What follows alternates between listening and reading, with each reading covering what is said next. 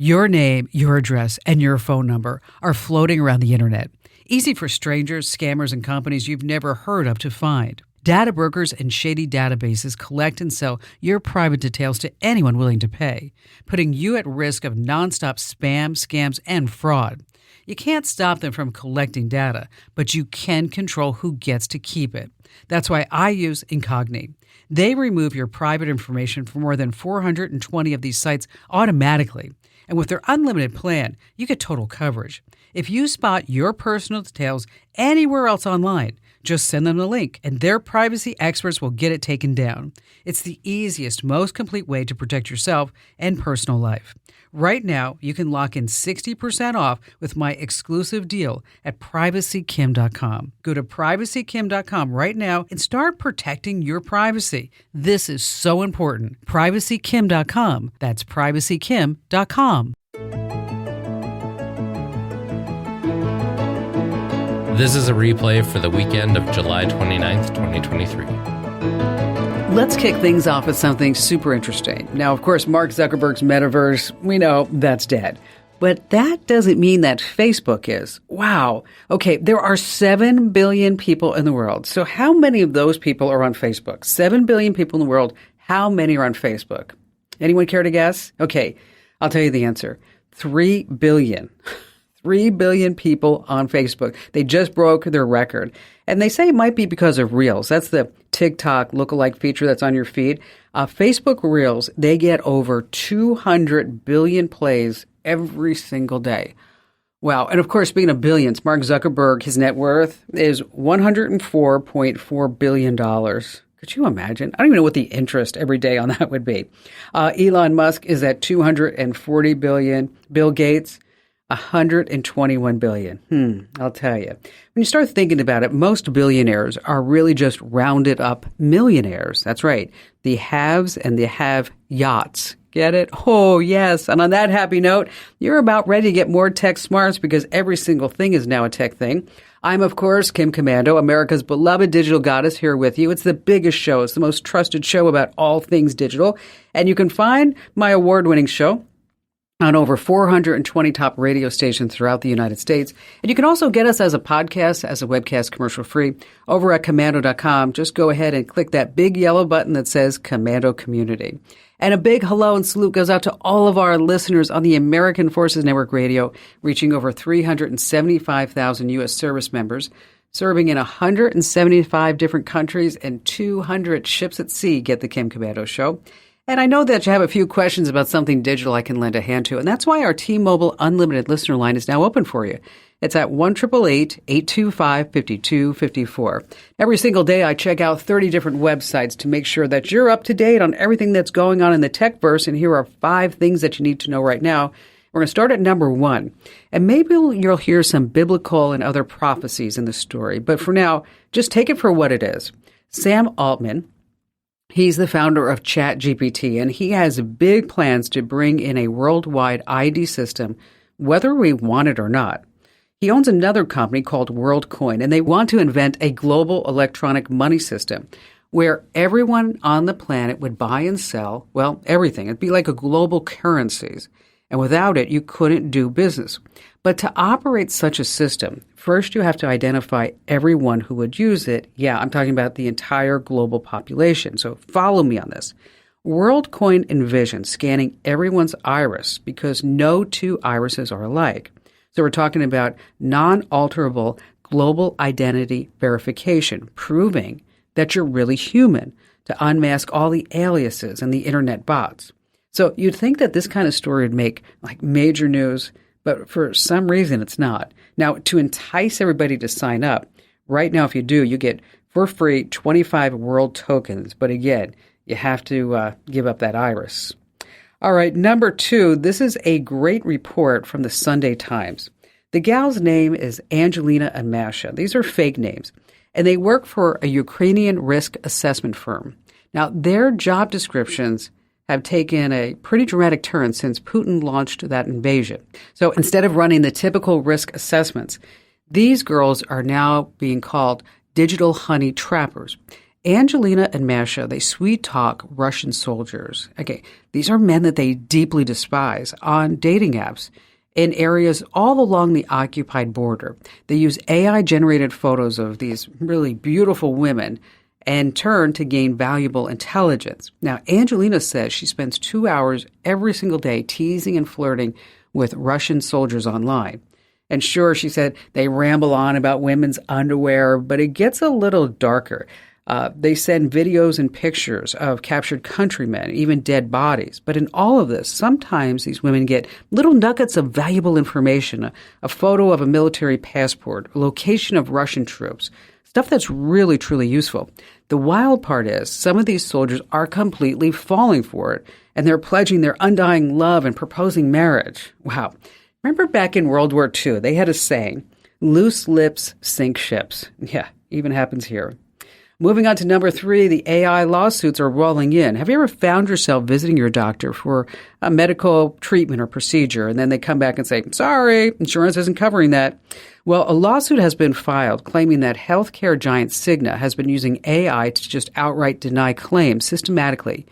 Apparently, they denied over 300,000 claims in the last year, and their AI spent, wow, this is just a crazy number, barely 1.2 seconds reviewing each claim. 1.2 seconds, that's it. Now, one case involves a woman from California, Suzanne Kissling-Leung, and she has Cigna insurance, and her doctor told her that she needed an ultrasound due to concerns about ovarian cancer. Sure enough, they found a cyst on her left ovary. But what does Cigna do? They denied her claim for both the ultrasound and a follow-up procedure, saying it wasn't necessary, so she got stuck with the bill. So if you've been denied, resubmit your claim. And if Cigna is using AI to evaluate claims, okay, you know, all the other insurance companies are doing the same thing. I recently had a claim denied for my annual physical and all my blood work. It was a $1,200 hit. But here's the deal. I resubmitted the claim, and now I only owe like $50. So if you've been denied, just resubmit that claim, because I think AI has been getting involved in all of this.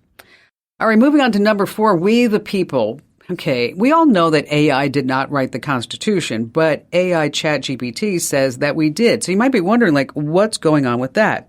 It's called generative AI. That means that AI is being trained on text like the Bible or the Constitution or Mark Twain's Huckleberry Finn. And for good reason. These books, essays, are foundational works, so they say. They use the language data that they get from these works to in turn churn out text like them when prompted. So when any of these works are thrown to an AI checker, they think that AI wrote it. So no, ChatGPT, you're not as good a writer as James Madison, even though you want to. And finally, this coming in at number 5. Oh my gosh, I could not believe this. There's a trend on TikTok where people are suffering from an ailment that they call time blindness. Now, this one gal, she posted this teary-eyed video about just saying, oh, the people at my job, they hate me because I need accommodations because I can't show up to work on time. 4 million people viewed this. Now, doctors say this isn't necessarily a case. Doctors say that time blindness is a real problem for people with ADHD because they often forget the time, lose track of time, underestimate how much time it takes for any given task. Okay, I get that if you have ADHD, being late may not be intentional, but there is some cool tech to help out. If you have a smart speaker like Alexa or Google Home, you can set easy audio reminders to check for stuff and set timers and reminders. There's a new web browser called Sidekick. It limits distractions. And you know what? Just set an alarm. It's just crazy. Speaking of, what did the guy who got fired for always being late say? What did he say? It was just a matter of time. Oh, yeah.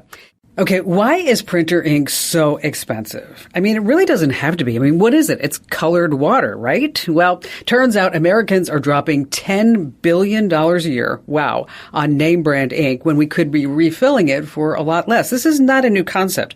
But I have to tell you, I read this great report by Jeffrey Fowler. He's the tech columnist over at the Washington Post. And I was like, oh my gosh, we totally need to get him on the show to talk about this.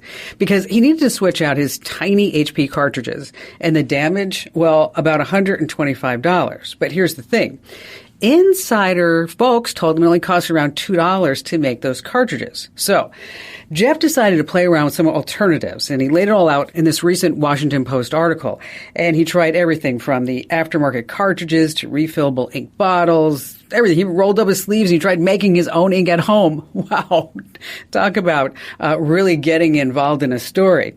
So, Jeff, thanks for being here. And tell me from the onset, why did you decide to really go all in on printer ink? First of all, when I listen to Washington Post readers, and I'm sure when you listen to listeners to your shows, rage about printers tops the list of Americans' frustrations with their technology, right? You know, we have sent people to the moon, and yet it seems like we cannot make a printer that doesn't make people angry and doesn't make people feel like being ripped off by these companies. And the number one thing that goes wrong with people's printers is that they constantly need ink, and the ink is constantly super expensive. And I wanted to understand, why is that? And, you know, is it really even necessary? Do we really even have to be spending all of this money? So I did it the way I always do. My reporting is I got my hands dirty, and I said, well, let's go inside and figure it out. You know, the thing that always irritates me is that when the printer says it needs to calibrate the cartridges, and then it just spits out like $10 worth of ink on this page, right? You're like, what's going on? Yeah, it turns out almost everything about the way that these big printer companies are making and selling ink is a scam. Everything from them not really telling you how much ink is left in the cartridge, just telling you, oh, it might be low, you should change it, not telling you how much ink is in the cartridge when you first buy it, or even just causing them to sort of waste ink constantly by calibrating or trying to clean the printer heads or whatever it might be. There's been all kinds of fascinating research that's gone into how much they get you to waste ink just so you'll buy some more. So tell me about your tests that you did. Yeah. So, you know, again, the printer companies make you think like, oh gosh, there's only one way you can get ink for your printer, and that's to buy it from them. But as you said, that's crazy expensive. Just for my printer, which is like a pretty standard HP OfficeJet, it would have been over $120 just to replace the ink. So I said, well, I want to see if the alternatives are any good. So I tried them. So I tried buying aftermarket ink from a company that takes existing old cartridges and refills them. And I tried going online and buying some of these bottles that you can get that come with little hypodermic needles that you can then try to inject the ink. And then someone had mentioned to me, some people, there are recipes online for making your own ink. So I was like, okay, I'll give that a try. It sort of like felt very 19th century, but let's give it a go. So I even tried that. My big takeaway was you absolutely do not have to spend for that really expensive name brand ink.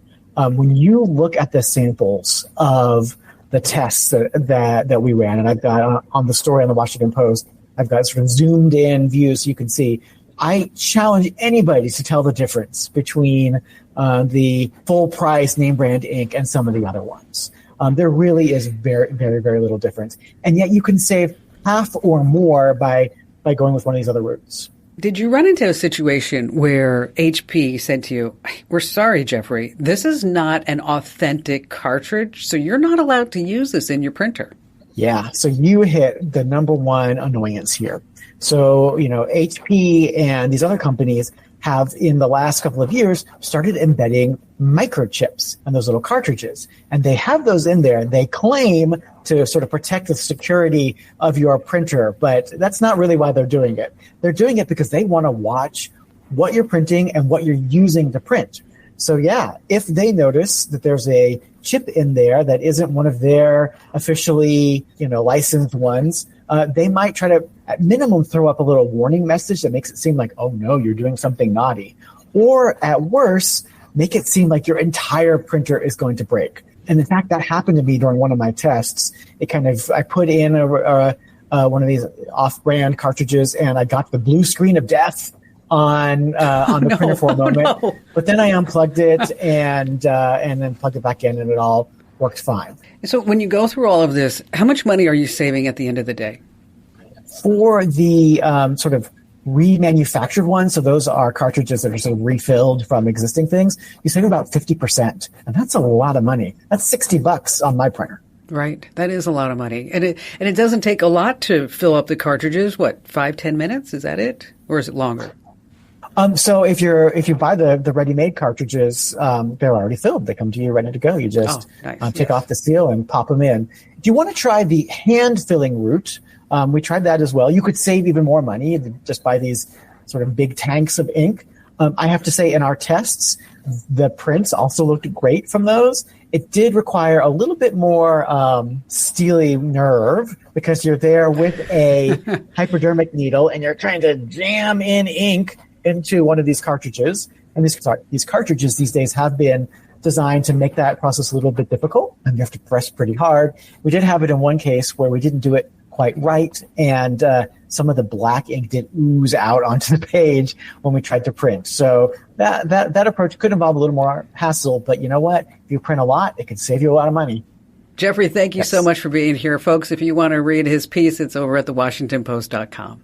All right, let's switch gears just a little bit and let's talk about your iPad, because here's the deal. Apple's going to be coming out with some new iPads in September. They always do. And why? Well, just in time for the gift-giving season. So you might have an old iPad laying around and wondering what to do with it.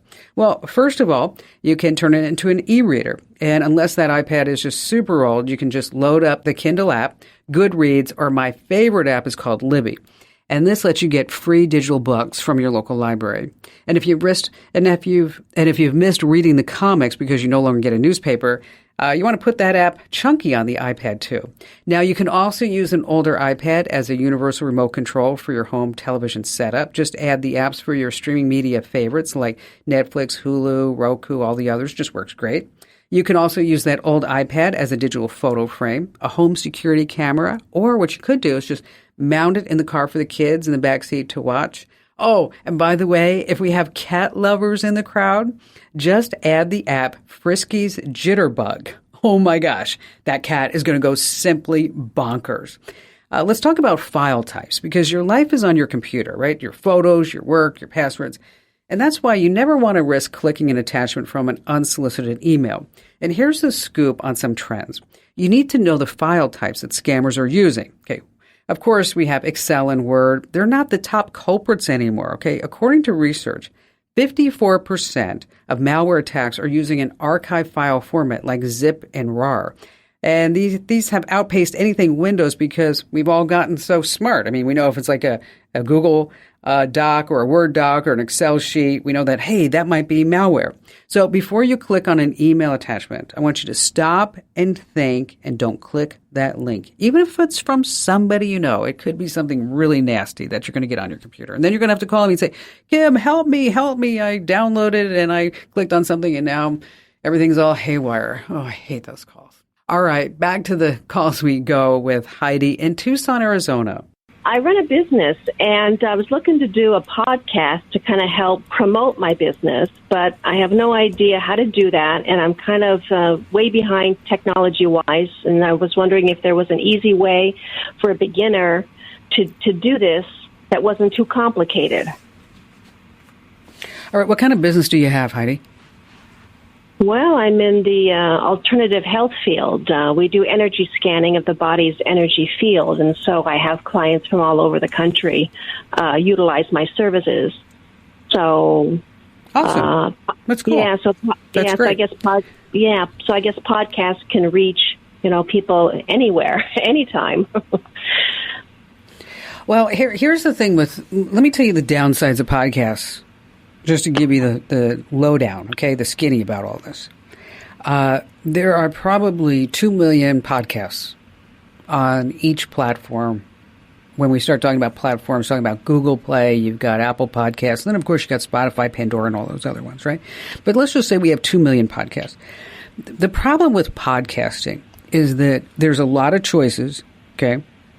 But the good news for you is that you're very specialized. And so if you have a specialized podcast, you have a chance to getting to the top and getting some listeners. All right. So if you were just talking to me about alternative health and supplements, I'd be like, I don't know about that, Heidi. You know what I mean? I'm not sure if that's going to be, because you're going to have a lot of competition out there.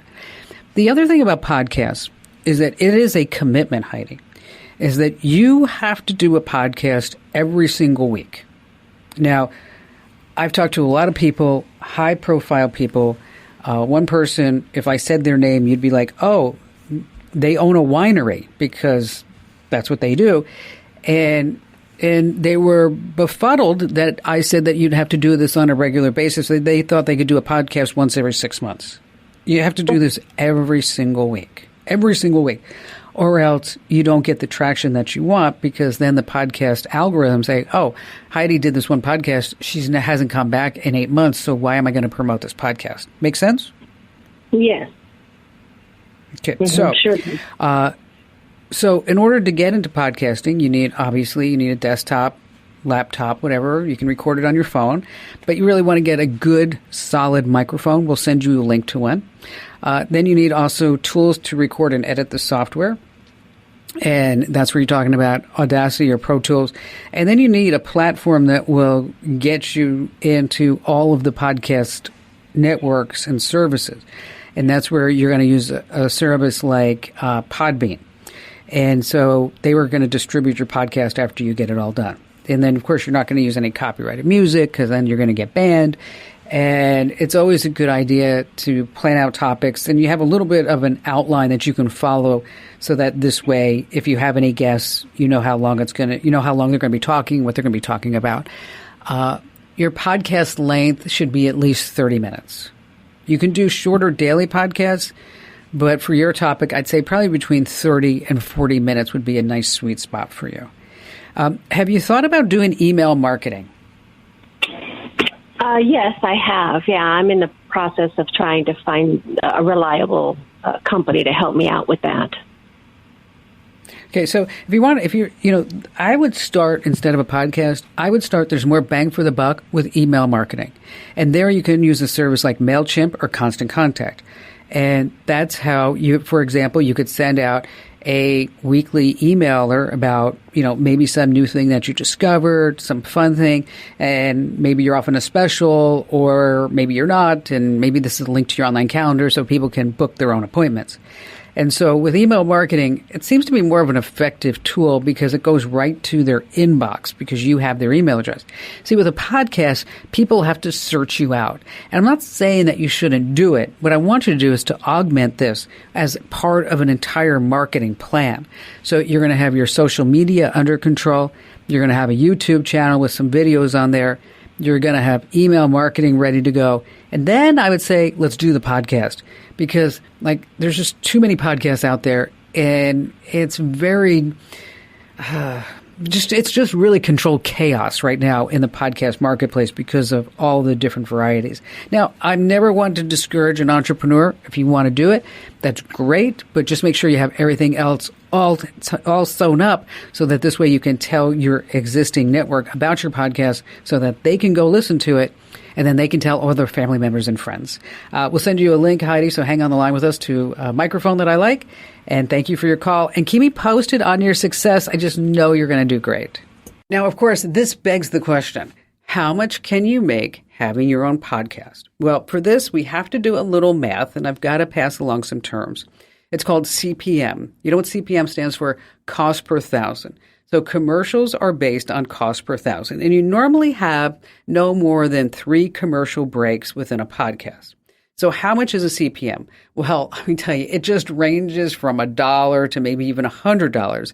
It depends on the host. So again, somebody's going to pay $1 to reach 1,000 or $100 to reach 1,000 people. Now, in case you're wondering how to do the math, just go ahead and Google search CPM calculator online, or use ChatGPT and say, what is the CPM, or how much do I charge? If the CPM's $10 or $25, it just makes the life easier. But generally speaking, and I hate to use the word generally speaking, but a podcaster with around 10,000 downloads per episode can expect to earn somewhere between, and it's a big range, between $500 and $1,200. Again, because it depends upon the CPM, it depends upon your specialty, how many commercial breaks. So just think about $500 to $1,200. All right, I've been using iOS 17 for about a month now. And in case you want to try it before it gets officially released in the fall, just head over to beta.apple.com. Once again, that's beta.apple.com. It's been pretty stable. I haven't had too many issues. Well, sometimes the screen looks a little wonky, and a few times it didn't want to connect to Apple CarPlay, but it seems to have kind of leveled out. Once again, that's beta.apple.com. But here are some highlights in case you want to check it out and maybe just a sneak peek of what's to come. Like with iOS 17, you know all those symbols, those warning lights on your car's dash? Yeah. Now you can actually take a picture of it, and it will identify it and tell you exactly what you need to do. It also works on like symbols that you have as far as like being able to wash certain things and if they are dry clean only. So anytime you have a symbol, now iOS 17 is going to help you. Okay, cropping photos. You no longer have to tap a couple of buttons to crop a photo. Basically, all you do is you just have that photo and you do that 2-finger pinch and you zoom in and then, a crop button appears and you're like, thank you. Thank you so much. Now, also coming are what's called interactive widgets. Like, say, for example, that you're going to be cooking a souffle, or maybe you're making lemon chicken or potatoes, whatever it might be. And so now you can have that recipe right on your phone, and you can have the phone closed, and then you just tap the recipe icon, and then it will show you each step along the way. You can also listen to articles instead of reading them. Listen to Page is now going to be right built into Safari. So in case you want your phone to read something to you on screen, you've got that. You can also easily share your passwords with all the folks in your family on your keychain. This is really handy. Of course, we know that we've always been able to ping your phone when you lose your phone. But what if you lose your watch? Yes, thank you, because that happens to me way too many times. Is now you can ping your watch and find out where your watch is located. You can also automatically delete all those one-time passcodes. And this is also really super handy. You know how like when you look at a URL in Safari and it's not just the web address, but it has all this tracking information behind it? Well, now Safari will automatically delete those trackers from those addresses when you share them, which is really super handy. All right, Laureen in Minneapolis. My mom is 75 years old. Real quick backstory. Okay. My parents were born and raised in Cleveland, Ohio. We've lived in Minnesota now for 40 years.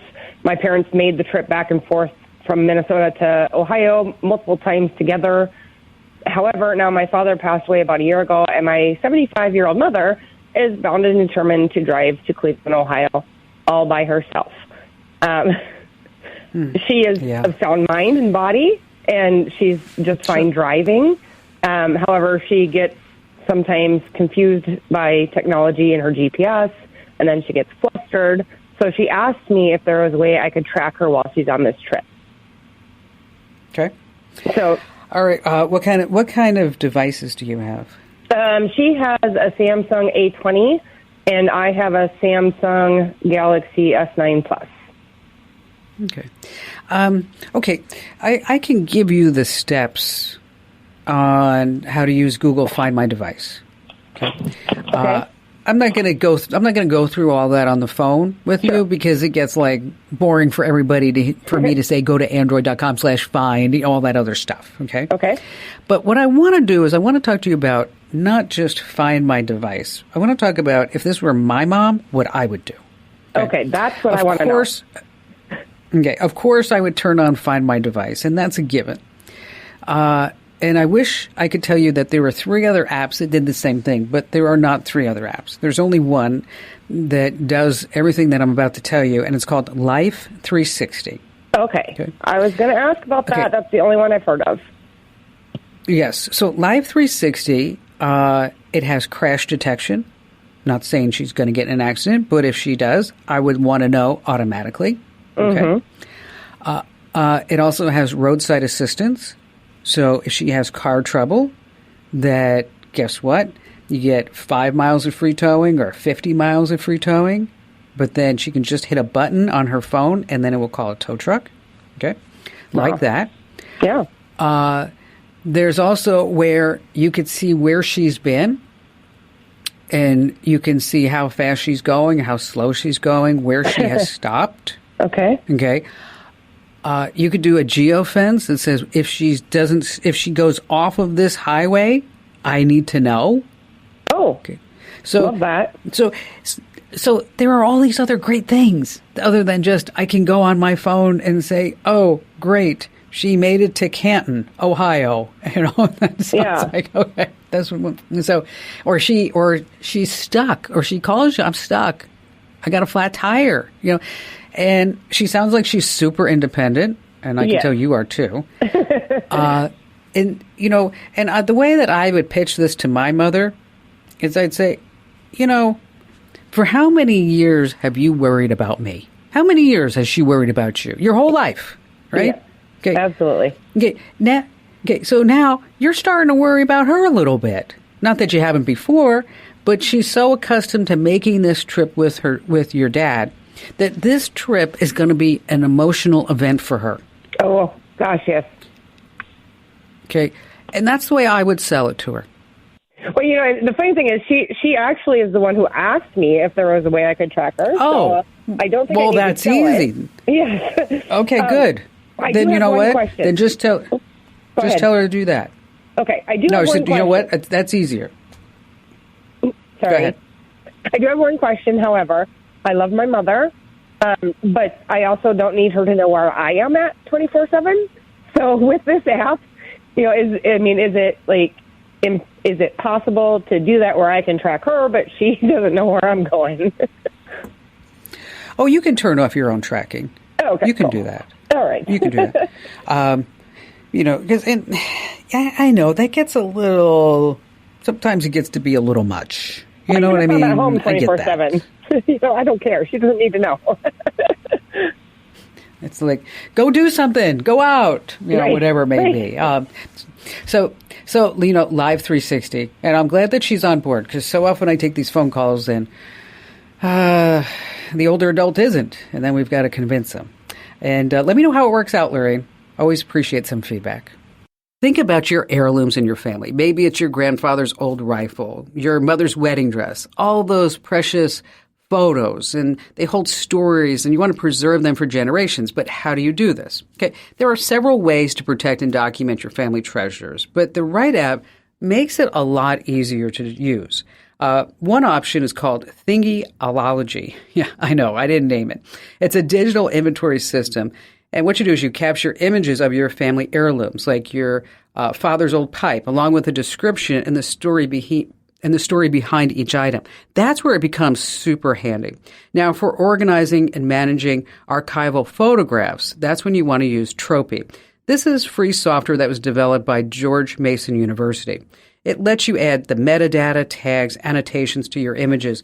This way, they're easily searchable and well organized. So for everybody who's ever called me and said, I want to have all of my photos digitally, and I want to be able to look up a picture of grandma making dandelion wine, and I want to tell the story behind the wine and where it came to be, that's the program for you. Once again, Thingyology, that's the inventory system. So maybe if you have various collections of, say, golf clubs, Yadros, stamps, whatever it may be, that's where you want to use that program. And if it's going to be photos, you want to use Tropy. And in case you missed those, we have them over at Komando.com. Just search for, heirlooms, and I'm sure this tip is going to pop up for you. And speaking of, what do you call an heirloom vape pen? What do you call an heirloom vape pen? You ready? A family jewel. Ho, ho, ho. Hey, do me a solid. Tell 3 friends about the Kim Komando Show. You can find me at Komando.com.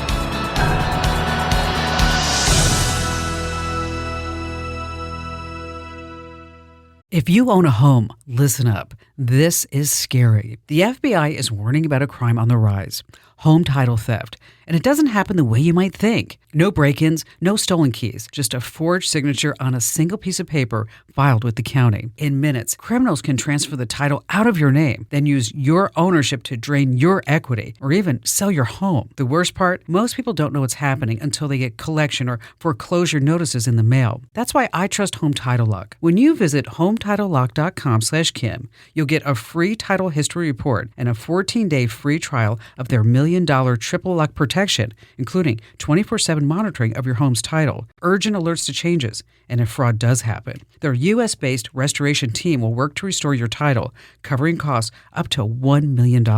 Don't wait. Protect your home and equity today. Get your free 14-day trial at HometitleLock.com/Kim. That's HometitleLock.com/Kim.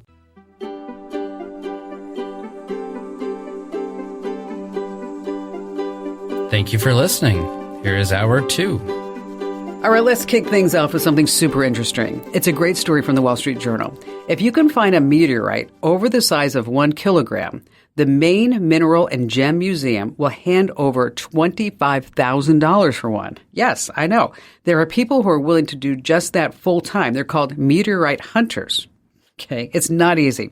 Take Roberto Vargas from Connecticut. He got an alert that a meteorite exploded over Junction City, Georgia. He just booked a flight, went straight there within hours. He made it. He got a rental car, went to the parking lot where the meteorite crashed. He found a piece. Some of it sold for $100 a gram. Oh my gosh, $100 a gram. So much so that he quit his job as a full-time therapist. So if you're looking for something unusual to do, you can become a meteorite hunter. Who knew? All right, speaking of, if you know a scientist, here's a good question to stump them. Speaking of meteorites, how come meteorites always land in the middle of a crater? How come? They'll look at you like going, what planet did you come from? And on that happy note, welcome, ladies and gentlemen. I'm America's digital goddess, Kim Komando, here with you once again. And sit back, enjoy the ride, because you're about to get more tech smarts, because every single thing is now a tech thing. And if you're a new listener, welcome. Glad to have you with us. And if you're already a listener, welcome back. Happy to see your smiling face. And you can find my award-winning show on over 420 top radio stations throughout the United States. And you can get us as a podcast, as a webcast, commercial-free over at Komando.com. Just hit that big old yellow button that says Komando Community. And a special shout-out goes to all of our listeners on the American Forces Network Radio, serving over 375,000 American servicemen and women in the Army, the Navy, the Air Force, the Marine Corps, the Space Force, and the Coast Guard in 175 different countries. And our T-Mobile Unlimited listener line is now open at 1-888-825-5254 is the way to join us. And if you're just too shy to come on a big-time radio show and podcast, I get that. I still want to hear from you. At Komando.com, just hit the link in the upper right-hand corner that says Email Kim. Every single day, I go to at least 30 different websites to make sure that we're both up to date on everything digital. And here are the top 5 things you need to know right now. We're going to start with iOS 17, set to roll out this fall. And it's loaded with some pretty impressive features. And I'll tell you, I'm loving it. One of the features that sticks out is a real-time voicemail feature. Okay, it's like an old-school answering machine. Do you remember that? Where you would listen to your voicemails as they're being recorded and then decide whether or not you wanted to pick up the call? Yeah, that's happening right now on iOS 17. Some other cool stuff, when you don't have a cell signal, you can now download offline maps and still get to your destination in Apple Maps. I know what you're saying. Google has had this since 2015. Sometimes it takes Apple a while to catch up. You can also now leave voicemails in FaceTime. They're going to show up directly in your call history. But here's the catch. iOS 17 will only be compatible with iPhones starting from the XS model and up. That means those of you with an iPhone 8 to an iPhone 10, I hate to break it with you, but you're only going to be getting security updates from here on out. So my advice, sell that phone sooner than later. Your iPhone 8 and 10 will lose about 50% of the value when iOS 17 hits big time in September. So if you can, sell it now. And speaking of phones, let's move on to number 2. Samsung Galaxy Unpacked just went down in Seoul, South Korea. And all this new tech will drop in August. Flip phones are in. The Galaxy Z Flip 5, that's their clamshell-style flip phone, got a big upgrade over last year's.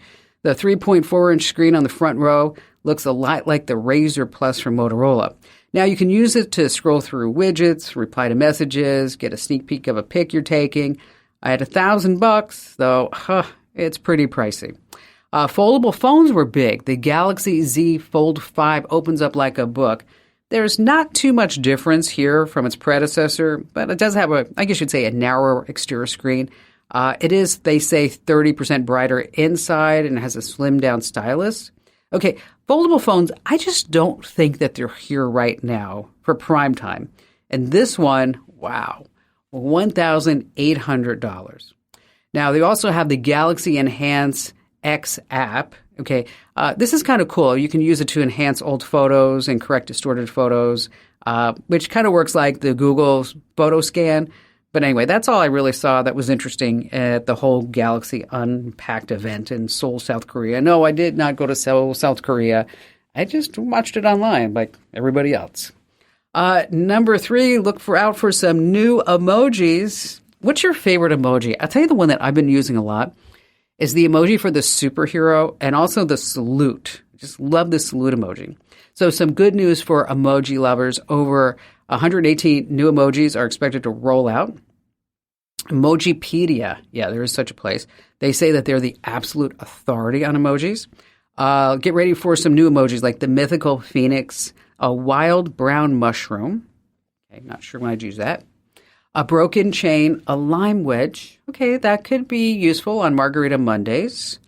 Also, gender-neutral family emojis, some silhouettes, and some other things are going to be popping out. All right, moving on to number 4. It's about time. Yeah, last week, over 345,000 children's cups from Cupkin sold on Amazon were recalled because they contain, dangerous amounts of lead. Wow. Every single day, I just seem to spot a new recall online for these big-name companies. But what about the small companies? A lot of what we buy on Amazon aren't from the big-name sellers, right? Often these products are just coming straight from China, from companies no one's ever heard of. So Amazon has a brand new feature that I want to tell you about. If you go to Amazon and then look under your account, under your orders, you're going to see a new page that's called Your Recalls and Product Safety Alerts. Okay, you ought to check that. Once again, it's under your orders called Your Recalls and Product Safety Alerts. Here you're going to see a lot of details about recalls for any of the products that you purchased on Amazon. And also, they're going to tell you about how to get a refund or how to return the items. And once again, that's under Amazon, under your orders. And finally, this coming in at number 5. So this way, you know what's happening online and you are on trend. You are on the mark. Have you ever seen someone that you know personally on social media who looks like they're just living like this luxe life? Even though their job doesn't scream like big spender, they're sipping on champagne, rocking this Instagram-worthy decor, just living their best life. And you're like, how the heck are they managing all this? Okay. The secret, by the way, is not credit card debt. It's a new lifestyle trend. It's making waves. It's called bougie broke. Essentially, it's all about creating this illusion that you're living a glamorous life, when in reality, you're just finding these savvy online hacks. Like, for example, I posted this in one of our newsletters. Did you know that you can take a milk bottle, and if you hold it a certain way, it almost appears as if you're sitting on a private jet? Yes.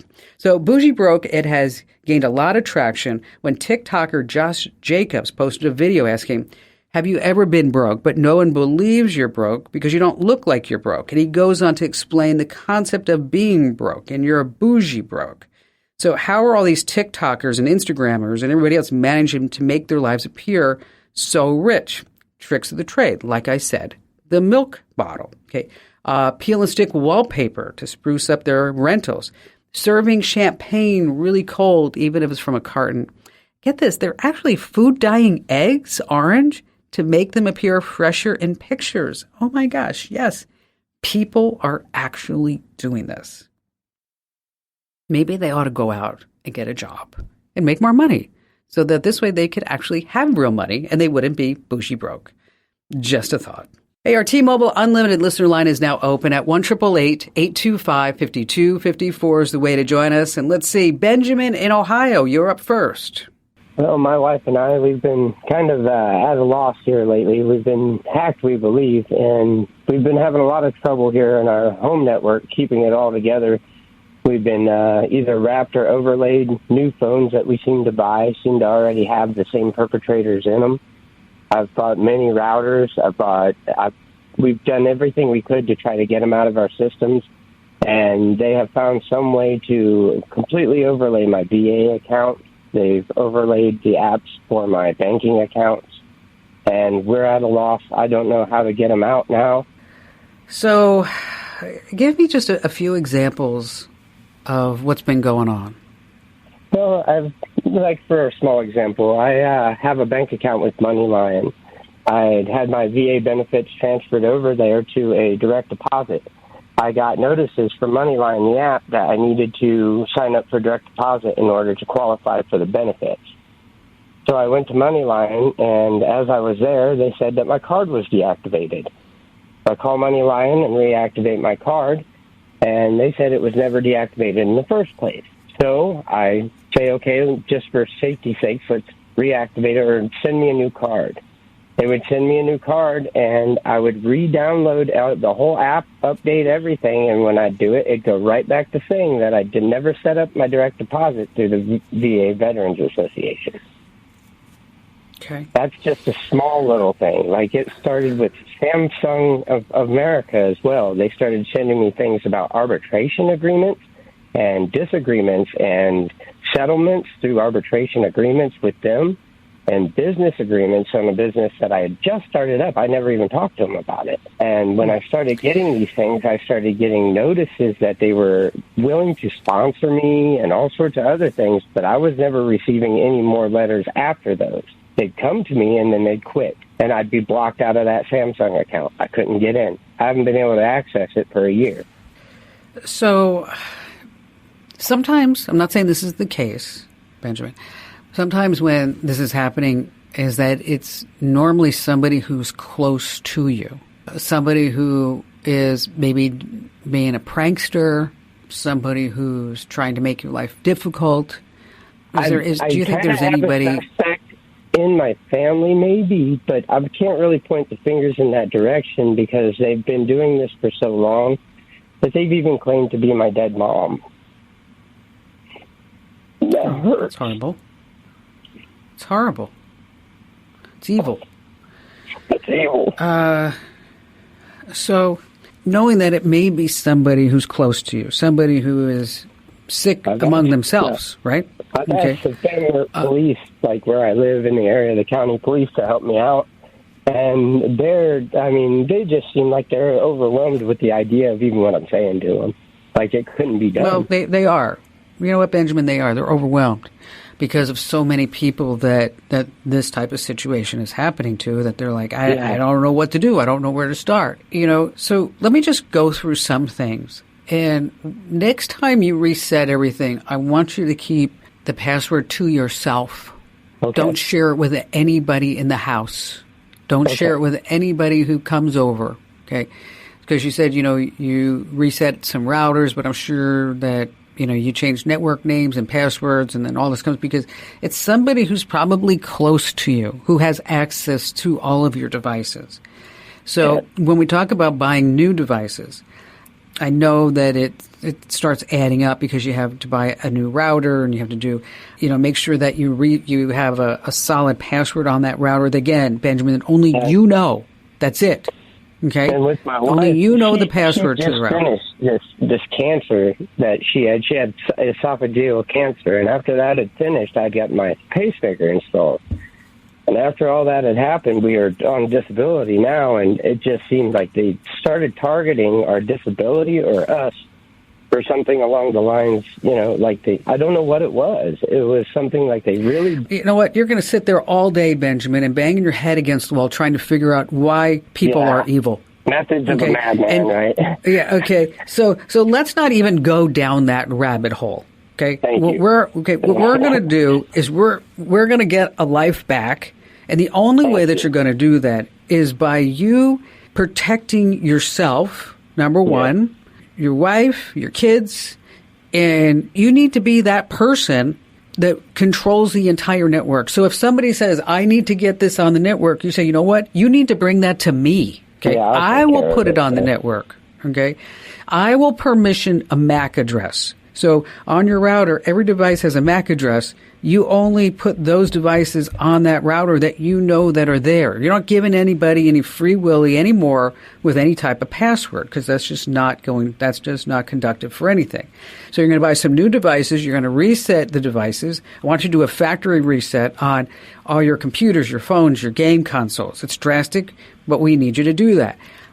You want to back up any important data offline, like an external hard drive or into the cloud. Now, when you're setting up your network, we want to make sure that you use WPA3. Change the default logon credentials, your router settings, because all of that stuff is on the internet. Okay? You want to update everything. Do two-factor authentication. And really, you need to monitor your accounts. Okay? Which on your financial, your personal accounts, any unusual activity.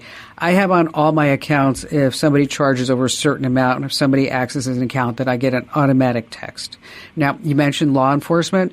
You might want to reach out to them again, but I don't know. You said you had a suspect. This is sounding to me like somebody around you is trying to screw with you and drive you crazy. Okay, they're succeeding, but we're not going to let them do it anymore. So again, you're going to control your own network and your own destiny. From now on out, Benjamin, anybody wants to put something on that network, you need to do it yourself. We're going to send you a list of everything that I just mentioned so you can walk through this all step by step. And if you need any help afterwards, I'm just right here for you. I'm going to bet $100. $100 it's somebody in his house or somebody who goes to his house or somebody knows him. Ugh, so annoying. All right. How do you remove the background of a photo fast? Okay. You have photo bombers. Well, thankfully, you can now get rid of them in under 5 seconds. Now, if you own an iPhone or an iPad with the latest iOS, there's a built-in tool that removes objects in the background. Just open an image, then tap and hold the part that you want to keep. In this case, it's you. You just want to keep you, right? So the eraser will automatically separate that image from your background. So bye-bye photo bombers. Sweet. Next up, Google Photos. You can easily remove an object from your photos using the magic eraser. Just click on that object and poof, it's gone. It's in the Tools menu in the Google Photos Android or iOS app. But if you're not using a Google Pixel phone, oh, I know, it's a bummer. You have to have a Google One subscription. And speaking of photos, with iOS 17, you can now pull somebody out of a picture and then create a GIF or a GIF, however you want to say it, and then send that to somebody. Super fun. I did that to my son Ian the other day. All right, now we're going to dive into a really busy Reddit community called Am I the A-Hole? It's this energetic cyber nook where people bare their deepest, darkest secrets and they unfold life's captivating instances, all while seeking an answer to who's really to blame. So what's really fun is that the crowd steps in, they cast their votes and perspectives until the ultimate conclusion arises, and they say, am I or am I not an a-hole? So once a week, I deliver a fresh post for your consideration from this busy Reddit forum, and then the judgment falls on your shoulders. Are they or are they not? But wait, there's more, because we always have a special guest contestant ready to take on the challenge and compete for the grand prize of a much coveted Kim Komando Show fanny pack. And joining us this week is Steve in Redding, California. Hello there, Steve. Hi, Ms. Komando. How are you doing? I'm great. So here's the deal. I'm going to read you this post off the internet from the forum Am I the A-Hole? And then it's up to you to decide at the end, are they or are they not? Okay, you ready to play? Yes, ma'am. Okay, so here's how it goes. So I took a roofer to court about 6 years ago who left my roofing job halfway done, and I won the case. But he hasn't paid me a dime of the almost $4,000 judgment. And I've come to find out that he did the same thing to numerous people, and they took him to court and they won as well. Well, today on the Nextdoor app, I saw him posting and asking people to support a GoFundMe where he's asking for $7,000 to get his dog ACL surgery. Well, here's what I did. I simply put up a post with a not a chance and a screenshot of one of the many pages of public information of court cases that the people have filed against him. He deleted my post, so I posted it again. And now he took it all down, I'm assuming, out of embarrassment to have all of that in view of his neighbors. So I guess I'm wondering, am I the a-hole or not for putting this post when he's asking for a GoFundMe for his dog's surgery? So what do you think, Steve? I think the person should let it go and just deal with the court system. So you're saying that they should not have posted it? Correct. And why is that? They just need to let it go and just focus on what they need to focus on to get what they need done.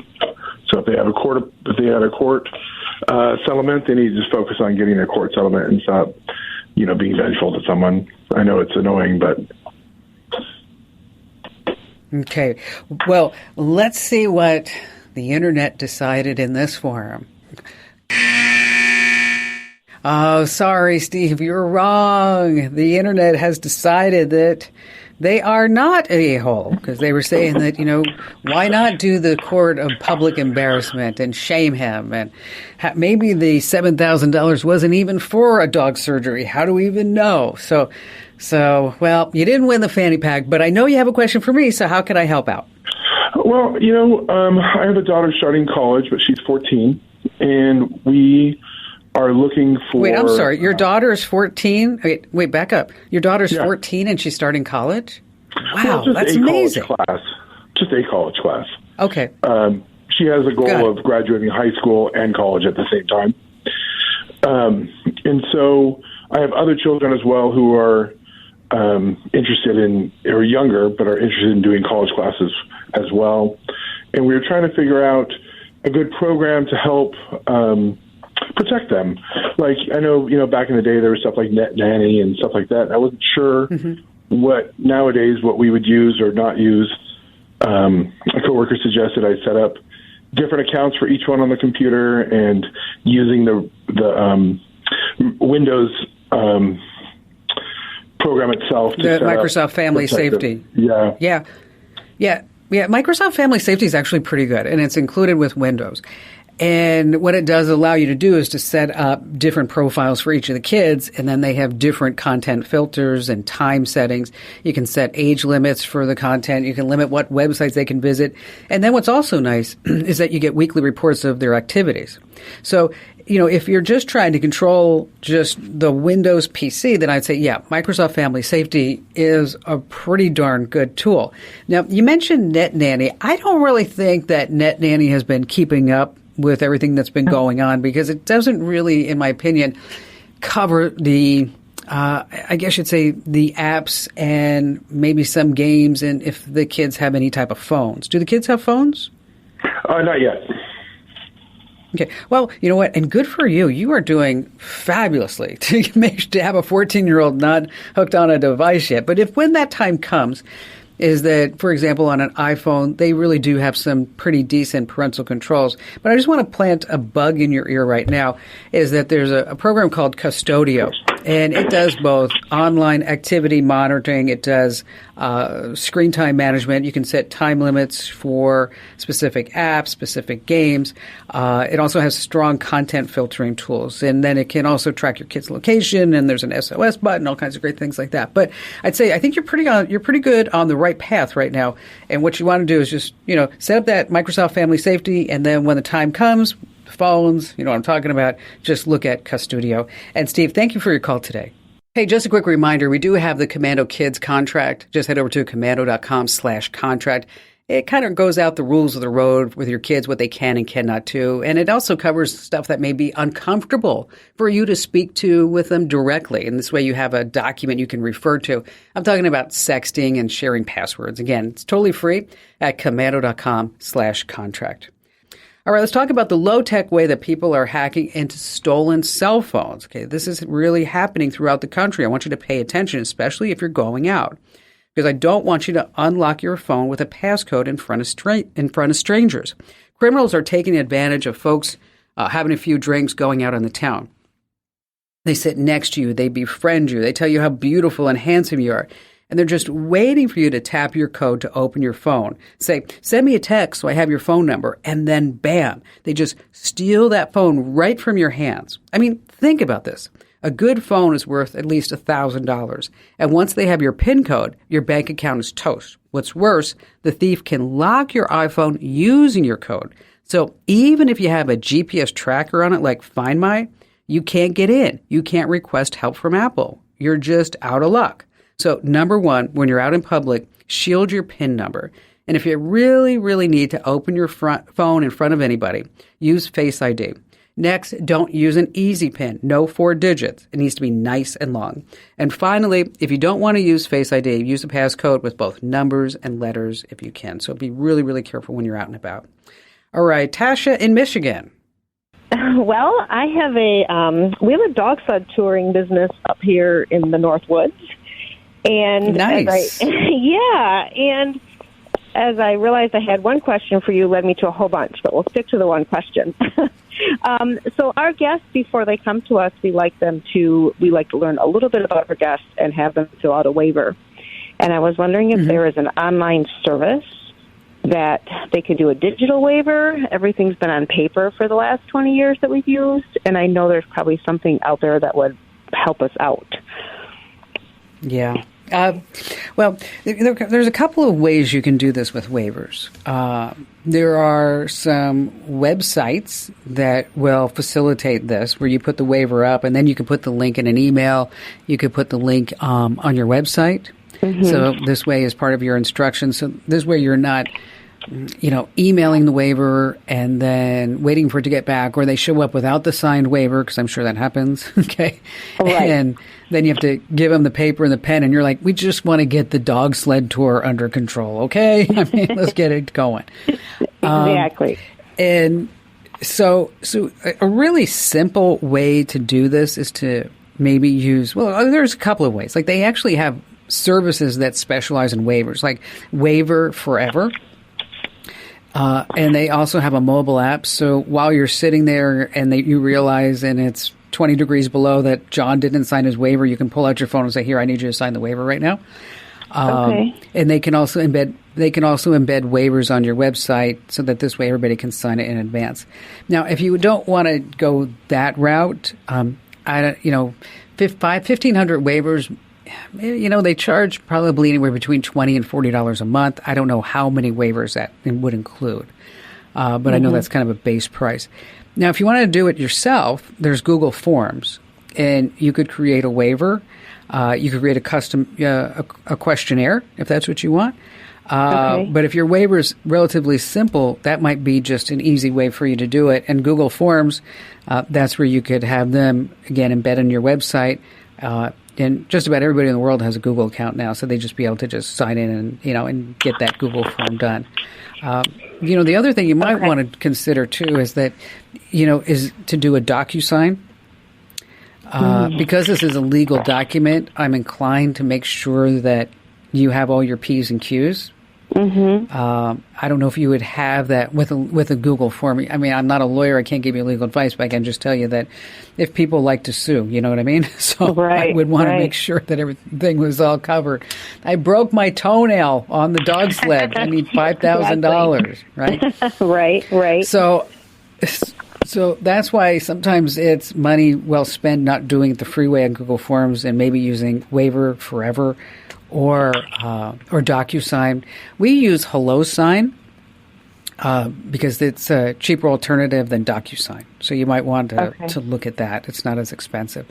But this way you have it all done. And what I like about having it electronically on HelloSign, DocuSign, or Waiver Forever, that if in the unlikely event that something were to happen, is that you have the proof that they signed it, and then you also have their IP address, their date, and their time. And it feels like I'm better organized than if I just have a piece of paper. Make sense? It does, yes. Stacks of paper in my basement for years at a time. I figured there's got to be a better what kind way. of dogs? So tell me about the dogs. So we have Alaskan Husky sled dogs, and we've been in business for 20 years, where people can learn to drive their own sled dog team up here. Wow. And what a great time. Yeah, it's great. And as I had posed the question about the waivers, but I actually had to drive down the road to get cell service, and I think maybe this is the least of my technology problems. But, one question leads to another and that kind of thing. But yeah, so it's a great business. People come from all over to go dog sledding for the winter. It's fantastic. So. Wow. That's awesome. That's great. And so 20 years, so overnight success. I can see that, right? Yeah, right? Yeah, exactly. With no work at all. Yeah. No. Yeah, and it's just, and the waiver question kind of led me into, if you don't mind, kind of a possibly another question, is like an online booking service. Because I know sometimes those do the waivers in there. And do you have a suggestion for online booking? We've never gone that route. You know what? I'd have to do some research. Okay. Because I'd want to find something. I'd want to find something specific for you. Because what's happened now in the whole software as a service industry is that they've become really specialized. Okay. So if you were running a winery, that you have a special package just for wineries. You know, if you're running a bicycle tour company, that there's some type of booking platform for bicycle tour companies. I mean, Right. I don't know if there's one for dog sledding, but I bet you there's one for outdoor adventures. And Right. so what I don't want to do is say, oh, this is the greatest one, when I haven't done Okay. enough homework. And I want to make sure that whatever I say and whatever information that I pass along and whatever recommendation that I can make is that it's always the best. So if you would indulge me with some time, Tasha, I'll do some homework and then we'll put this in one of our free newsletters. And you can get our newsletters over at getkim.com. Once again, that's getkim.com. We answer a listener question, a reader question every single day. So we'll put this on the list to get this done over the next couple of weeks. And Tasha, thank you so much for your call. It always feels so good when I help somebody out. You know the drill. You go to the supermarket. You want that sale price? All right, you have to give them your data. Okay, these smartphone apps, they make purchasing really simple, but it comes at a cost, and that's your privacy. And so many grocery stores are now ditching the physical cards for these apps. But what if you don't want to really download an app? Well, then you're missing out, because if you don't participate in the loyalty programs, what they say in research is that you're going to pay as much as 3 times more for a single item. And over time, that can totally add up. So if you want discounts without the footprint, look for stores that don't require loyalty programs. I'm talking about Trader Joe's and Walmart and Target. I mean, everyone wants the lowest price. Number 2, I know it's kind of old, but look for physical coupons. A lot of grocery stores have physical coupons still available, but they're actually on their website. But you have to print, snip, and then you have to hand them in. Number 3, ask for the discount anyway. Behind the counter, these cashiers, they usually have a code to charge the digital price without you needing to have a loyalty app or a code. And so, for example, I always do this when I go shopping. I'm like, you know what? Oh, I don't remember what my code is, and I don't remember the phone number it's tied with. Can I use your code? And I'm telling you, 100% of the time, they always say yes, because that's just another data point that I don't think we need to be tracking. And these are the type of tips, by the way, that we pass along every single day with our free newsletters. And I'm so thrilled for all the positive feedback that we've been getting. And thank you for all your kind words. Because if you used to get our newsletters and you're like, oh, they're awful, Kim Komando. Yeah, they used to be awful. They were, I admit it. But they're not awful anymore. I assure you, you're going to love them. Head over to getkim.com. Once again, that's getkim.com. And then there's only 2 newsletters that we're sending out right now. You get the tech news of the day in the morning, and then in the afternoon, you get a digital life hack. That's all. And there's only one advertiser, and everything that you need to read is all self-contained in the newsletter. So that's what's really terrific about it. So sign up at getkim.com. And by the way, if you already get the newsletters, I want you to check the bottom because there's a referral link. And that referral link means that as you send that out and more of your friends sign up, you earn prizes, even an iPad. So once again, sign up at getkim.com. That's getkim.com.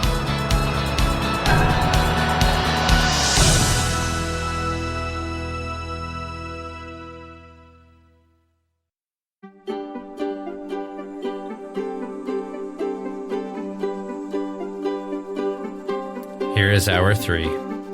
Hey, let's kick things off with something super interesting. A homeowner in Lake County, Illinois, isn't exactly thrilled about Google satellites just snapping pics of their house. So they had a plan. They painted "Watch Porn, Not Me" in giant white letters right on their roof. Okay, and they said, well, that's going to send a message to any Google Maps explorers. Don't look at this house. Well, here's the deal. As you might expect, the reason why I'm talking about it is that the plan backfired big time.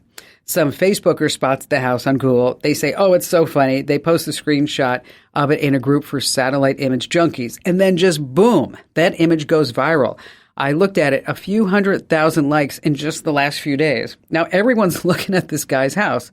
So here's the thing. If you really want privacy, Google lets you blur your home's image on the satellite. To do it, just head over to Google Maps, locate your house, and then click on Report a Problem, and then adjust that red box to cover your house and choose My Home. Again, under Google Maps, Report a Problem, and then it's under My Home. But speaking of satellites, I just really hate satellites. You know why?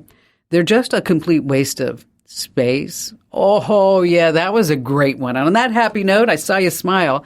It's called The Kim Komando Show because I just happen to be America's beloved digital goddess, Kim Komando, here with you once again. And thanks for jumping on the Komando Tech train because every single thing is now a tech thing. And if you're a brand new listener, so glad that you found us. And if you listen to us all the time, welcome back. Love to see that smiling face. And you can find my award-winning show on over 420 top radio stations across the United States. And we're streaming as a podcast, as a webcast, commercial-free, over inside the Komando community. In case you want to check it out, head over to Komando.com, and there's a big, bright, happy, shiny yellow button that says Komando Community. And a special hello goes out to all of our listeners in the Army, the Air Force, the Navy, the Marine Corps, the Coast Guard, and the Space Force in 175 different countries who are joining us for this show on the American Forces Network Radio, serving more than 375,000 American servicemen and women. Love you guys and gals. And in case you have a few questions about something digital that you need some help with, our T-Mobile Unlimited listener line is now open at 1-888-825-5254 is the way to join us. Alrighty, every single day I go to at least 30 different websites to make sure that we're both up to date on what's going on in the tech universe. And here are 5 things that are happening right now about tech you need to know about. And we're going to start with that little white and blue bird, yes, tweets. For more than a decade, Twitter itself has been a part of our lives. Now, I don't know if you heard, but Elon Musk rebranded Twitter as X. Yes, that's his favorite letter. He has a son named X and a daughter named Y, and he wants to turn it into a everything app, a super app. And it's just one app that you're going to do all your banking with, your shopping and your social media. So you just go to one app. Now, this is not just his genius idea. They have this app in China. It's the biggest Chinese super app. It's called WeChat, and it's from a mega company called Tencent. And it has over 1.3 billion users. Wow. Could you imagine 1.3 billion folks on an app? It's an instant messaging app, and you can sell stuff on there. You can bank. You can buy things. You can do whatever you want. You can write notes. It's crazy. Elon says that people basically live on WeChat in China because it's so useful and helpful. I mean, wouldn't he love that type of power? But I think he's forgetting one important thing, right? The Chinese government runs the internet in China. The Chinese have limited options when it comes to all this social media. But speaking of Twitter, did you know that the Golden Gate Bridge and the Brooklyn Bridge have Twitter accounts? Yeah, that's right. They're both suspended. Oh, yeah. Okay, that wasn't the best one, but I did see you kind of smirk. All right, moving on to number 2. It's a car, it's a plane, it's everything. We've been talking about flying cars forever, haven't we? Well, that dream may not be too far off. The extremely luxurious Aska A5 flying car has just received the green light from both the FAA and the DMV. Now, it's a 4-seater vehicle. It looks about the size of, say, a medium SUV.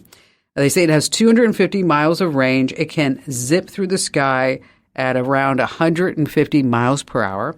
And it has the ability to take off and land vertically. So yes, we're actually talking about a flying car that you and I can buy. Well, not yet. It's been approved for testing. It has all the standard security features of a car. It has airbags. It also has child seat tethers, crumple zones, and yes, it's a plane. But guess how much the flying car is? Come on, just say it out loud. Guess how much the flying car is. Is it $100,000? $200,000, $500,000. You ready? $750,000. Wow, $750,000. I don't think I'm going to be getting one of those. I'm a car gal. I'm not a car plane gal.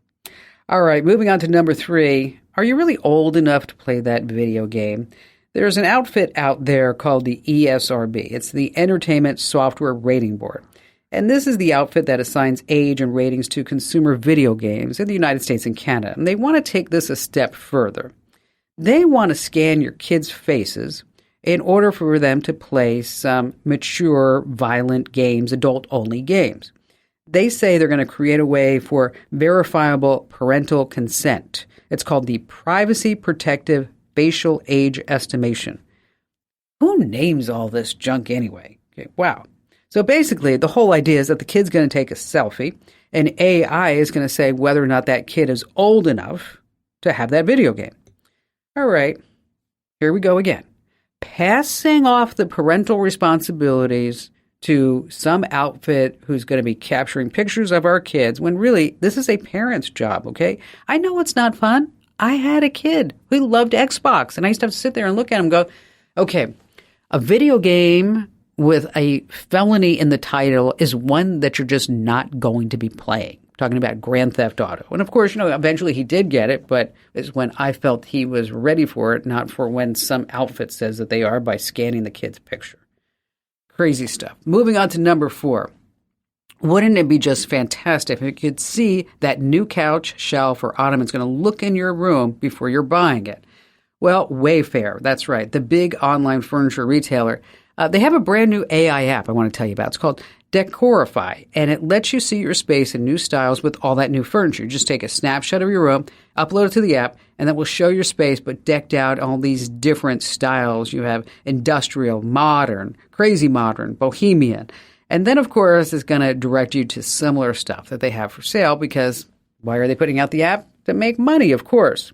Right now, it's just supported for living room spots, but basically, they're going to be adding bedrooms and playrooms and any other type of kitchen, whatever it is, into the app. In case you want to check it out, it's called Decorify. It's from Wayfair. All right, finally, this coming in at number 5. Have you seen the stunning? Oh my gosh, she is so beautiful. I'm talking about a beautiful blonde influencer just making the rounds all over Instagram. I mean, I don't think I've seen a woman more beautiful than this supermodel. Mila Sofia. She's 19 years old, a Finnish fashion model and influencer. She goes to Greece and Bora Bora. She hangs out on $1 million yachts. She has hundreds of thousands of followers. Now, here's the deal. If you have seen Mila, you have fallen in love with her. She's not real.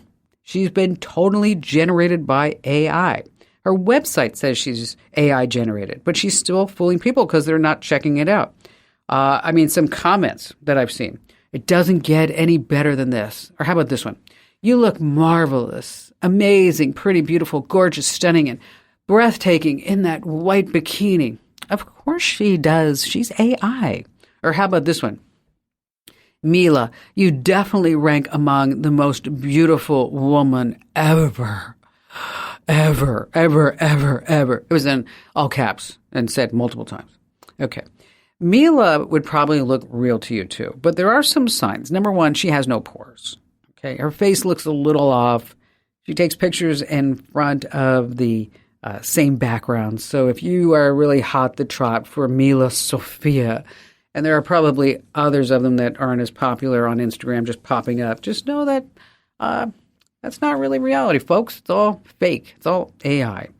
And I know what you're thinking, too. I could be a model, Kim Commando. That's right. I could be a model. I could be a fitness model. I could be the before photo. All right, picture this. You're at a concert. You have the thump of the bass, the cheer of the crowd. For most of us, these are the sounds that captivate and make this experience unforgettable. But what happens if you can't hear these sounds? For people who are deaf or hard of hearing, attending a concert is pretty tough. I mean, their delight doesn't come from the auditory experience. It comes from really the vibrations. So when Daniel Belkier was approached to join a team at a place called Not Impossible Labs, love that name, by the way, he said, there's got to be a better way. And what if we hold balloons to capture vibrations, turn speakers towards the ground? How can we make these sensations even better? So that's why the entire team at Not Impossible Labs, they created something called the Haptic Suit. All right, to tell us more about the suit and how they pulled this off is Daniel himself. Hello there, Daniel. Hi. How are you, Kim?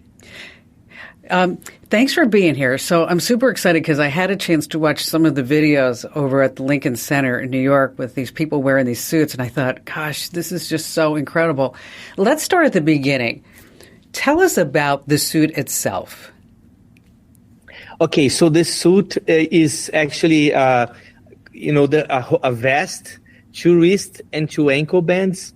We have 24 points, spread across the body, and each point can be vibrated individually, to create a more compelling musical experience for the deaf. And also for people who hear, they enjoy the experience a lot as an augmented musical experience. So how does the suit know to vibrate?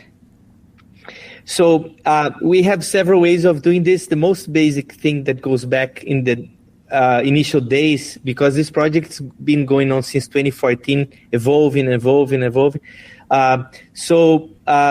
We basically grab the different instruments from the mixer, on a venue.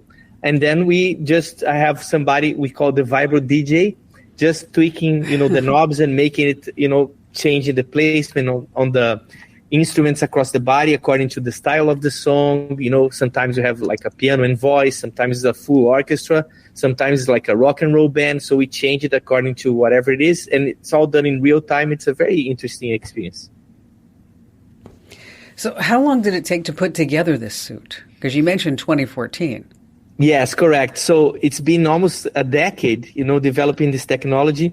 So the current version of the technology was done actually with the support of, Avnet. They helped us get to this point. So this version was created in 2018. But since then, I have been evolving the software, other applications, having, other composers creating for the suits, because we also can have the vibrations being composed in advance and then going in tandem with the music or video content. It's. So, no pun intended, what kind of feedback do you get from folks that are wearing the suits? People get really, really excited about the whole concept, because it's very surprising. We have people saying, I never imagined the experience would feel like this. It's way better than expected and all, because for us it was very important that this wasn't just a gimmicky thing, like shaking people up, like an amusement park thing. It was more of like a layered experience that would have, real artistic and emotional value. So that's what we've been really pushing the boundaries of the technology to represent a tool for emotional experiences and connection, in between like different types of people with, not all of the hearing levels, regardless if you're deaf, if you're hearing, if you're hard of hearing, you can enjoy the experience equally. So are there any other venues aside from Lincoln Center, or is there something that somebody could buy at home that would kind of replicate this experience? We still, don't have a consumer experience for people to take it, to home. But we are doing a series of events in several, countries and places in the U.S. So we have, things happening in New York, not only in Lincoln Center, in Philadelphia, in Los Angeles. We do things here and there. We are doing an event in Japan for the second year in a row. We have events in Australia, in England, in Germany, in France, in Brazil. Like we are. That's awesome. We're Canada. Mm-hmm.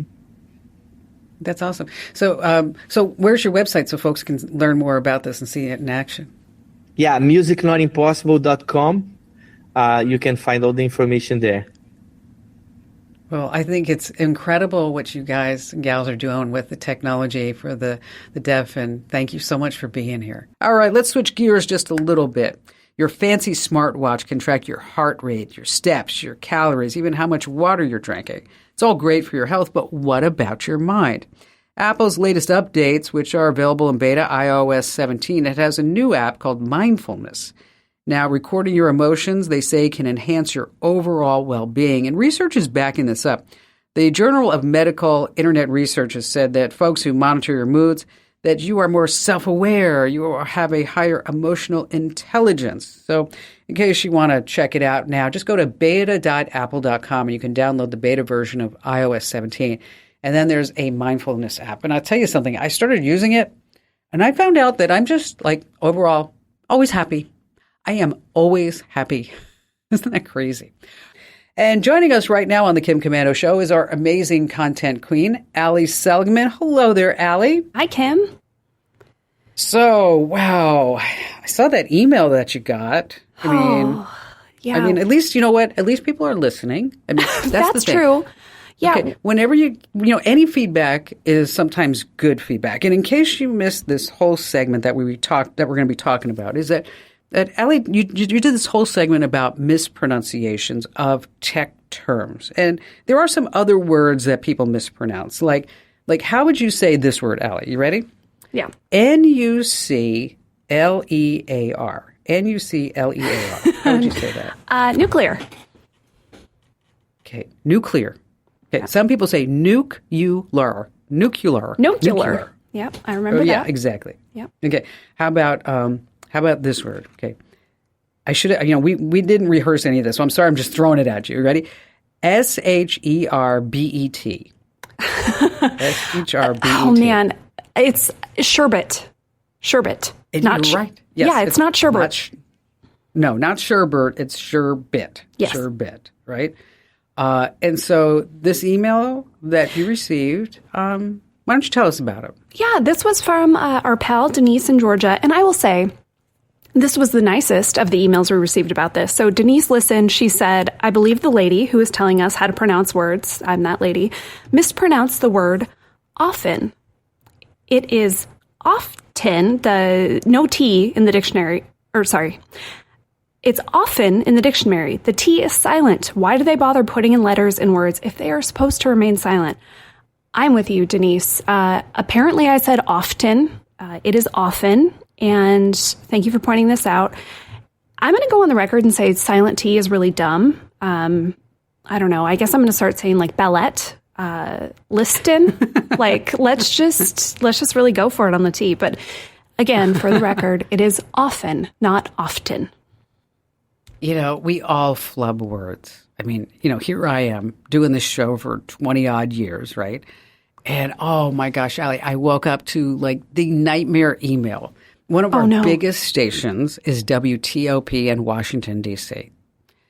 And apparently I said the word HEIRLOOM in a Daily Tech Update. Mm-hmm. I said it as heirloom. Oh, no. It's a heirloom. It's like, like a barrette. No. And it's heirloom. Heirloom. Sometimes you're just moving quick. It happens. Happens to the best of us. So what's on your mind today?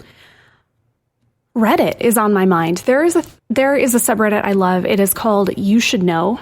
And as the name implies, people are posting things there that either they wish they had known sooner, maybe little tidbits that they've shared with people that have like kind of blown their minds. And so they take to this subreddit to post them. And I found some good tech related ones that you should know. Kim, you probably already know them, but everyone else should know.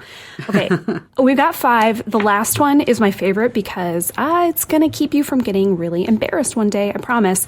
Number 1, you can reach 911, usually, even if your phone has no service or it's in roaming mode. This is really cool because emergency calls should go through even if you don't have a SIM card in the phone. And this is because every cellular network is required to process emergency calls. So even if it's not your cell network, another one will pick up the call and transfer you to emergency services. Yeah, so, that's really great for all these people that have phones sitting in just their desk drawers. Totally. And it's something that, you can just make sure it has a charge and throw it in your car or wherever, and then this way you can always have emergency service available. Absolutely. And a reminder, if you have an old phone that you gave to a kid and you thought, I took out the SIM card, it's fine, they can't call anybody, they can still call 911. So teach your kid about that. Exactly. That's a good one. That's one that's going to help a lot of people. What do you have next? What about when you drop your phone in water? There is one thing you should do immediately, and this is going to prevent a lot of the damage. Turn it off. Yes, don't throw it in rice on. You need to turn your phone off because the longer you keep it running, the more chances things are going to malfunction. You're going to, burn things out. So really what's happening there is the water is messing with those components because they're powered on. So turn your phone off and don't get impatient here. You have to leave it off for a while. Give it at least 24 hours. Of course, you're going to be tempted to turn on your phone after 20 minutes. Like, is it ruined? But that is when you ruin it. So give it some time, and that's your best bet for saving your phone if you get it wet. Well, I was by the pool with Abby, so I'm totally going to blame Abby on this. And I was holding my phone, and then she jumped on me, and I almost fell in the pool. And Abby is not a child. Well, she's as big as a child. She's 95 pounds. She's a big dog. Yes. Okay. All right. I weigh 120. So we're not too far apart from each other, Yeah, right? seriously. And so my phone goes in the pool. So then Barry's like, and I can't go in the water because I still have this cornea transplant. I'm not supposed to get the eye wet, right? So Barry jumps in, pulls my phone out. And then I remembered on my phone, I didn't turn it off right away because I had that shortcut on there. And there's a shortcut that when you drop your phone in water is that it will go ahead and push out all the water that's in the speakers. So cool. Yeah. So if you don't have a direct access to that, absolutely turn your phone off and then throw it in the rice or the silica packs or whatever you want to do.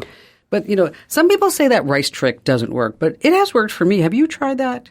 I have done the rice, but, I bet in a lot of cases people turn off their phone and stick it in the rice. And I'd be willing to bet it's just as much about having the phone off as the rice actually doing anything. That's probably true. Yeah, that's probably true. All right, those two are great. So far you're like, you're at a 10 out of 10 for both of those. What do you have next? Okay, let's hope I can keep it up. Okay, this is one that I have actually used several times. You should know that you can search for some of the articles that come up in your Apple News feed that have a paywall, and you can read them for free on the actual website. This happens with us a lot, Kim, because you will share a story and say, oh, Allie, I found this great story for the newsletter. It's an Apple News link. I open it. Oh, paywall, because I don't have Apple News Plus. And so I search for the headline. It takes me to the website where that story originally came from. And most of the time, I can read it for free there. There is no paywall. Or it's one of those like, this is your third free article out of 10 or whatever it is. So if you get paywalled on a news aggregator, just try searching the headline, and I bet you'll find it on the original website. Yeah, 100%. 100% you will. Alrighty, what do you have next? Okay, two more. This is a security-related one. When you get that pop-up that says, accept all cookies or reject all cookies, most of us probably click reject all most times. But according to Reddit, you should know that choosing reject all does not actually reject all cookies. This is pretty tricky because there's a workaround where basically advertisers lobbied to say, reject all, we think we can still get some things in there. And they do. So this is a loophole, basically, in GDPR, which is where all this cookie stuff comes from. So when you click reject all, something is okayed called legitimate interest cookies. And this is essentially advertising. So that button doesn't do exactly what we think, eh? Yeah, well, the advertisers are always going to get there. All right, we're coming short on time. So you have your last one, which I think is probably going to be your best one. You should know. If you are taking a phone call on your car's Bluetooth, everyone walking by your car can hear what you're saying. Seriously. You know this if you've ever been in a parking lot before, but if you're ever on a private phone call, a sensitive phone call, perhaps you're talking to your doctor or your spouse, or you're saying something that you don't want the whole world to hear, be careful, because that speaker in your car is really loud outside the car, and you're not going to know it because you're in the car having the conversation. One little tip, if you are going to be, in a parking lot or somewhere quiet having a convo, turn down the speaker. You probably have it cranked up from when you were driving, when you needed it a lot louder. So turn that down, because everyone just heard you tell your doctor about that rash or whatever. Yeah, exactly. I got a rash. All right. This is great stuff, Allie. I know you're going to be putting them inside of our free newsletters over at getkim.com. Wonderful stuff. Thanks for being here. That's awesome. All right. Just when I was talking to Allie, our amazing content queen, I just briefly mentioned our newsletters. And if you're not getting our newsletters, let me tell you, you need to. Okay, I'm just saying that. You need to at least try it. And if you don't like it, you can unsubscribe. But I think you're going to love it. I mean, if I look at all the reviews that we've been getting, almost 40,000 this morning, thumbs up, and about 800 thumbs down. That's a big spread. I mean, from the people who love it and the people who don't like it. And so every morning you're going to get the latest tech news. I get up at 5 a.m. to make sure that I go through all the news wires and just to make sure that you're up to date. And then in the afternoon, it's different. You get a digital life hack and maybe some news about product updates or recalls. And so again, in the morning, you're going to get a whole tech news roundup with the top story and some other things. In the afternoon, it's a digital life hack. And so do it now. Head over to getkim.com. Once again, that's getkim.com.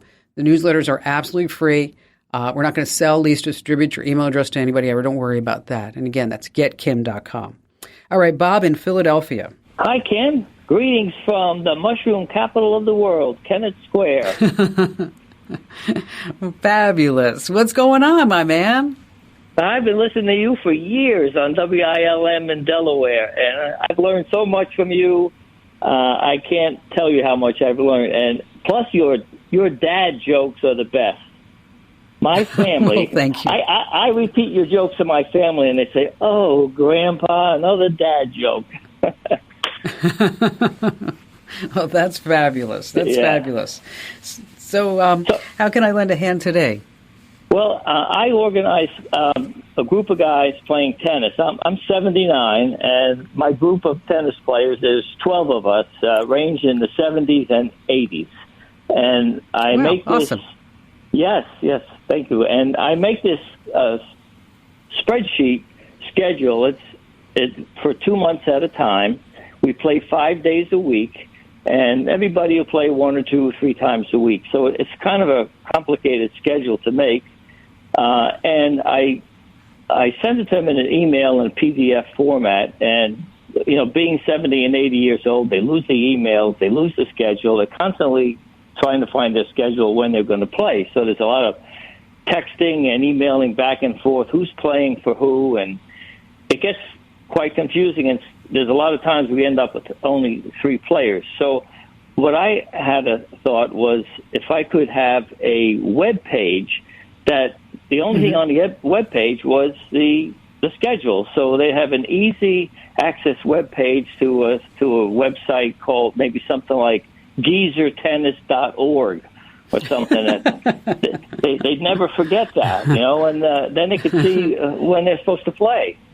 But it's not cheap to have a website, and it's a little complicated. I'm pretty handy with a computer. I'm kind of like the go-to guy in the neighborhood, but I've never done anything. Well, let me ask you a question.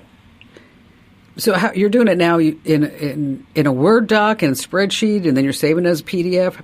How are you doing this? I started years and years ago in Excel, and now I've converted to Apple about 10 years ago. So it's in a numbers format, but not everybody has Apple. So I convert it, export it to PDF, and that's what I send them, a PDF.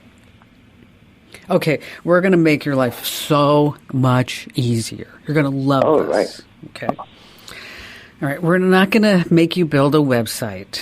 Okay, we're not going to make you do PDFs anymore. We're not going to make you email anybody anything. Okay, so what you have, we're not going to use numbers. We're going to use Google Sheets because you already have it in a spreadsheet. So you're going to get a free Google account and use Google Sheets. Okay. So this way, it's going to work the same way. So you can list the dates, the match pairings on the sheet, and then you can share it with the players. So the only thing that you need to share with them is this address for the Google Sheet. So they can look at it any single day that they want, have as many times. They can check it for updates. You don't have to email them anything. You just say, look at the Google Sheet.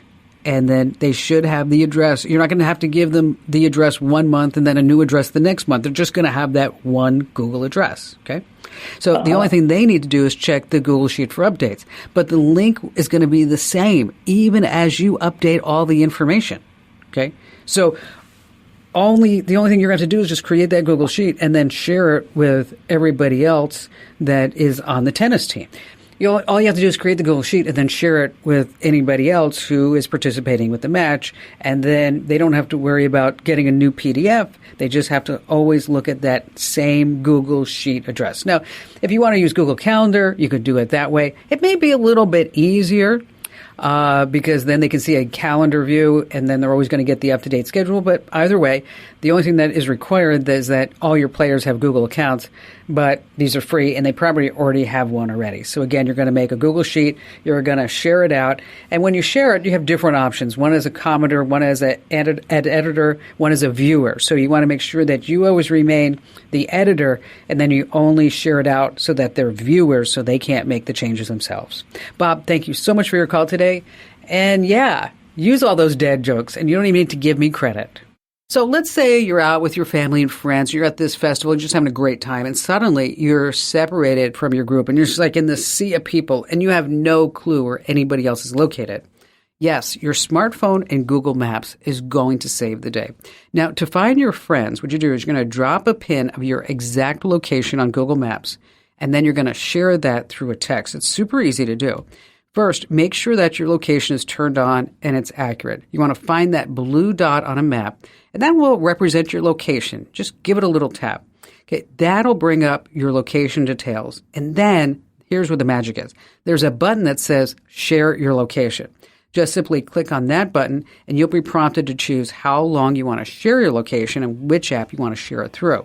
After that, just pick the person that you want to share it with, hit send, and then your friends are going to receive an instant notification with a link to your real-time location on Google Maps. So next time, don't panic, just drop a pin. And you can find me 24/7 at commando.com.